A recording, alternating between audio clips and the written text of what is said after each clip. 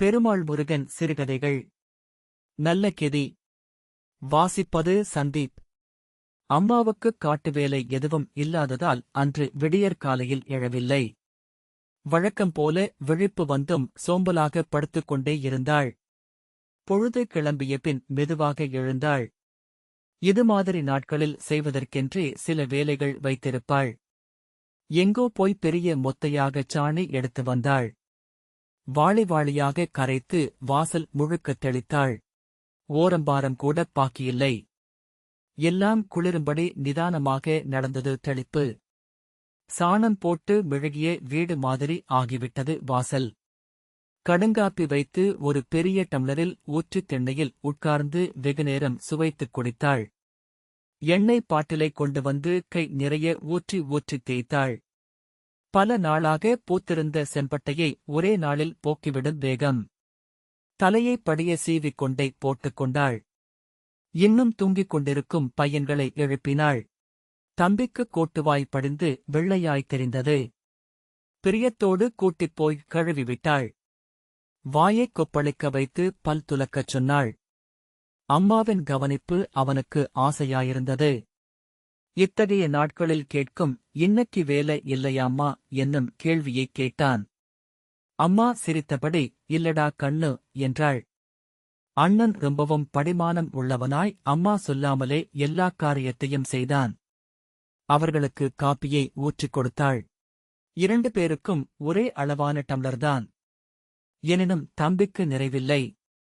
அண்ணனுடைய டம்ளரில் கொஞ்சம் அதிகம் இருப்பதாகப்பட்டது. அதான் எனக்கு என்று அண்ணனுடையதை வாங்கிக் கொண்டான். அம்மா அபூர்வமாக சிரித்தாள். இங்கேயே விளையாடணும் என்று கட்டளை இட்டாள். அதுதான் ரொம்பக் கஷ்டமானது. அம்மாவுக்கு இன்றைக்கும் வேலை இருந்திருக்கலாமே என்று நினைக்க வைக்கும் கட்டளை அது. அண்ணனும் தம்பியும் புத்தகப் பையை நோண்டினார்கள். அப்புறம் கல்யாண பத்திரிகைகளில் இருந்து கிழித்து வைத்த சாமி படங்களை ஆளுக்கொரு பக்கமாக கதவை பிரித்துக் கொண்டு ஒட்டினார்கள். காலித் தீப்பெட்டிகளால் செய்த ரயிலை ஓட்டிப் பார்த்தார்கள்.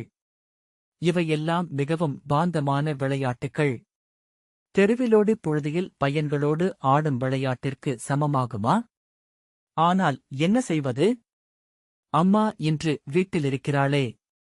முரத்தில் கம்பை அள்ளிக் கொண்டு வந்து புடைத்து நேம்பினாள். காட்டுக் கம்பு மினுமினுத்தது. உரலில் இட்டுக் குத்தினாள். மூத்தலிட்ட கம்பை அள்ளி வந்து புடைத்துத் தவிட்டை நீக்கினாள்.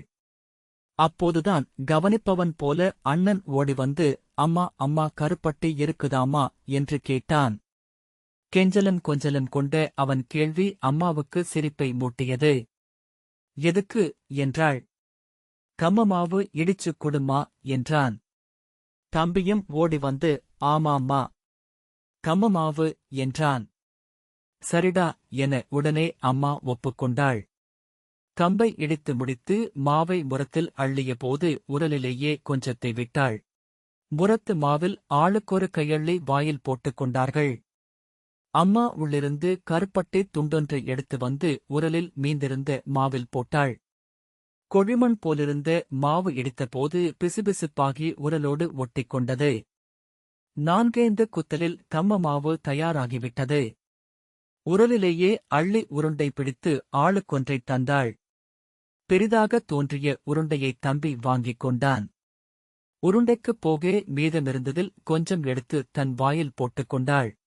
தித்திப்பாய் கரைந்தோடும் மாவுச் சுவையை உணர்ந்தபடியே தம்பிக்குத் தெரியாமல் அண்ணனுக்கு கொஞ்சம் கொடுத்தாள். தம்பிக்குப் பெரிய உருண்டை என்று நினைத்து வாடியிருந்த முகம் இப்போது பிரகாசமாயிற்று. நேற்றைய சோற்று உருண்டைகளை பெரிய போவனியில் போட்டு கரைத்து ஆளுக்கு 2 குண்டா ஊற்றினாள். அம்மாவின் கைப்பட்ட கரச்சோறு என்றுமில்லாத குளிர்ச்சியோடு வயிற்றுக்குள் இறங்கியது. அம்மாவும் குடித்தாள். திண்ணையில் வந்து உட்கார்ந்த முத்தக்கா பாட்டியைப் பார்த்து அம்மா சோறு ஒருவாய் குடிக்கறீங்களா என்று கேட்டாள். பாட்டியை அம்மா என்று வரிசை வைத்து அழைப்பதுதான் வழக்கம். பாட்டி சுருக்கு பையிலிருந்து வெற்றிலையை எடுத்து நீவிக்கொண்டே இப்பத்தான் குடிச்சன் என்று சொல்லியது. அம்மாவுக்கும் வெற்றிலையை கொடுத்து தானும் குதப்பத் தொடங்கியது. பேச்சுவாக்கில் உனக்கென்னாயா? ரெண்டும் சிங்கக்குட்டியாட்டம் ஆம்பளப் புள்ளைங்க ஒரு செலவும் இல்ல என்றது பாட்டி. அப்போது பையன்களை பார்த்த பாட்டியின் பார்வை கிட்டத்தட்ட அவர்களை அள்ளி விழுங்கி விடுவது போலிருந்தது. அம்மா மனதுக்குள் இன்றைக்கு பையன்களுக்கு மிளகாய் சுற்றிப் போட வேண்டும் என்று நினைத்துக்கொண்டே வெளியே சிரித்து வைத்தாள். எதா இருந்தாலும் வளர்த்துத்தான ஆவோனும் என்று பொதுவாகச் சொன்னாள் அம்மா. ஆமாமா. அது சரி. பொட்டப்பிள்ளைன்னா சாமானஞ்செட்ட சேக்கோணும்.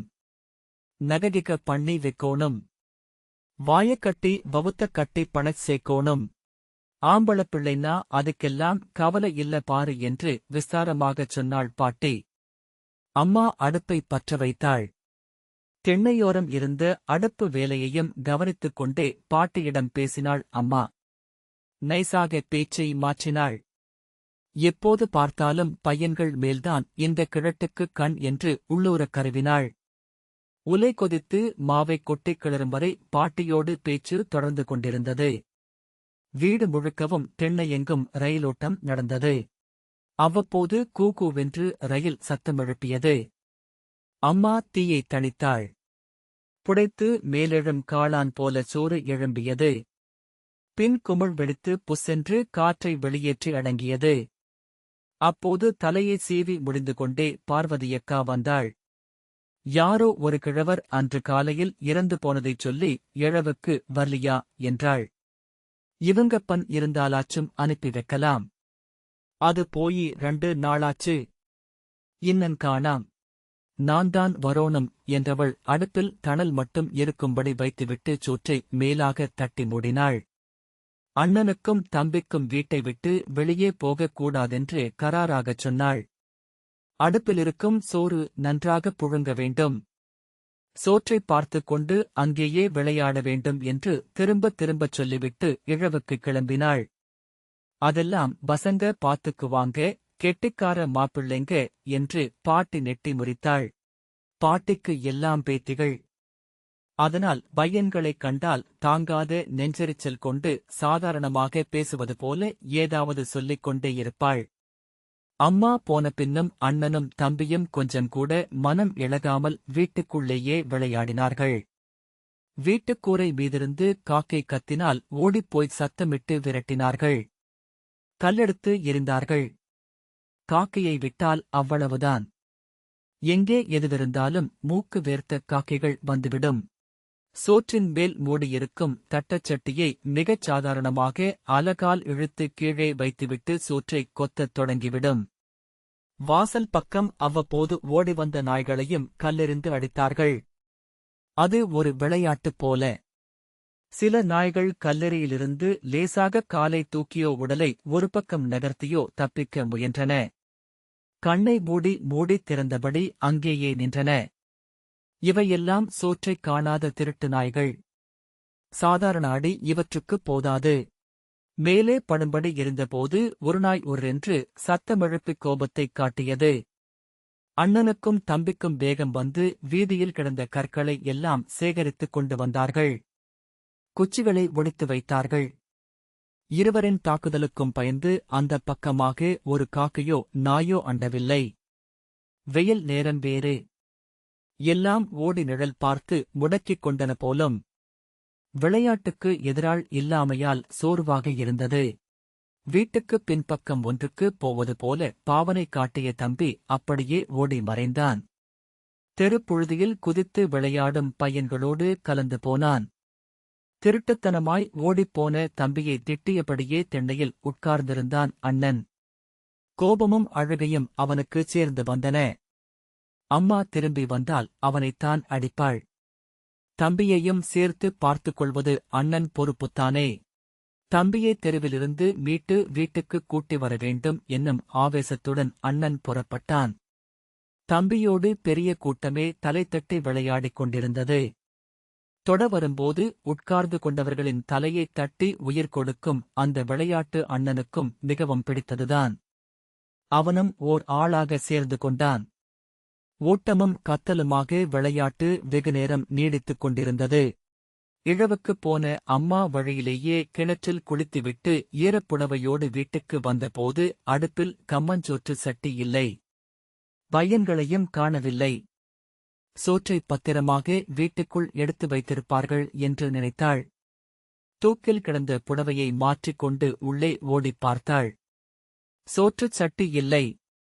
ஒரே ஒரு அறையாகிய அவ்வீட்டின் 4 மூலைகளிலும் சட்டி இல்லை என்றானபின் வேறெங்கே இருக்கப் போகிறது?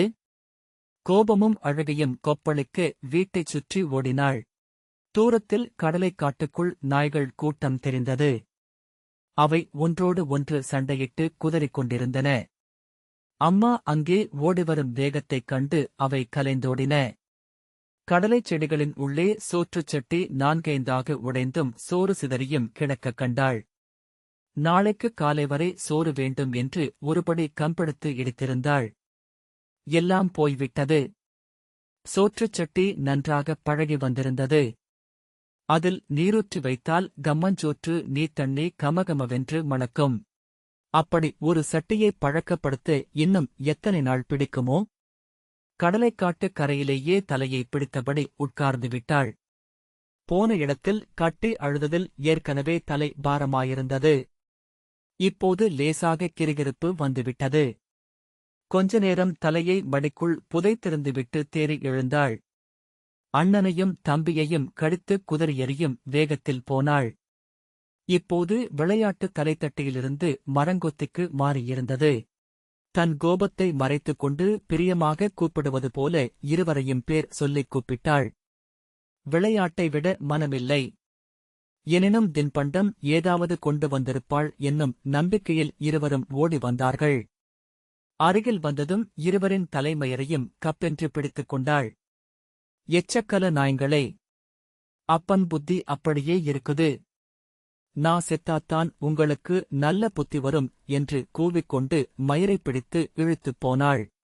எண்ணெயின்றி வறண்டு கிடந்த கூடை மயிர்கள் பிடிக்கு வாகாக இருந்தன. என்ன திமிரியும் பிடியிலிருந்து விடுவித்துக் கொள்ள முடியவில்லை. வீட்டுக்குள் இழுத்துப் போய்ப் போட்டு கதவைச் சாத்திக் கொண்டாள். களிக்கிளரும் திடுப்பை எடுத்துப் பிடித்தாள். அண்ணனுக்கும் தம்பிக்கும் மாறி மாறி அடி விழுந்தது. அவள் குறியெல்லாம் கால்களை பார்த்து அடிப்பதிலேயே இருந்தது. அந்தக் கால்கள்தானே சொன்ன சொல்லை மீறி ஓடுகின்றன. கால்களை ஒடித்துப் போட்டு வீட்டில் வைத்து கஞ்சி ஊற்ற வேண்டியதுதான். காலையில் அண்ணனும் தம்பியும் என்னமாய்ப் போக்கு காட்டினார்கள். வீதியே என்னவென்று தெரியாத அப்பாவிப் பையன்கள் போல. மாவுக்கு குழைந்த குழைவைப் பார்க்க வேண்டுமே.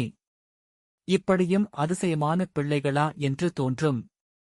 இப்படியே விட்டு வைத்தால் வெளியூருக்குப் போனவன் வந்து பெரிய புடுங்கியாட்டம் இதுதான் பிள்ளைகளை வளர்க்கிற லட்சணமா என்று மூஞ்சிக்கு நேரே கேட்பானே. திடுப்புக்கோல் அடி தித்திப்பென்று விழுந்தது. காலுக்கு வரும் திடுப்பை கையால் தடுக்கவும் ஒதுங்கவும் முயன்றபோது அடி உடம்பில் எங்கெங்கோ மாறி மாறி விழுந்தது. ஆளுக்கொரு மூலைக்கு ஓடினார்கள். அம்மா துரத்தித் துரத்தி அடித்தாள். கதவைத் திறந்து ஓட முயன்றபோது தம்பிக்குக் கூடுதலாக கிடைத்தது. அவன் கண்ணீரும் சளியும் சேர்ந்தொழுக முகமெல்லாம் வீங்கிப் போனான். அண்ணன் திடுப்பை கையால் பற்றி இழுத்தான். அம்மாவிடமிருந்த திடுப்பு இப்போது அவனிடம் வந்துவிட்டது. ஓகோ அவ்வளவுக்காயிற்றா என்று எரவாணத்தில் செருகியிருந்த மத்தை எடுக்கப் போனாள். எப்போதோ மாடோட்டப் போனபோது அப்பன் கொண்டு வந்த சாட்டைக் குச்சி கையில் கிடைத்தது. அண்ணன் மேல் வீசியடித்தாள். ஐயோ! அம்மா அம்மா என்று அவன் துடித்துப் புரண்டான். தம்பி பேச்சற்று ஒரு மூலைக்குள் ஒதுங்கிக் கிடந்தான். கை ஓயும் வரை வெளுத்தபின் கதவைத் திறந்து கொண்டு வெளியே போனாள். திண்ணையில் உட்கார்ந்து அழுதாள். அண்ணனின் விசும்பல் மட்டும் கேட்டது.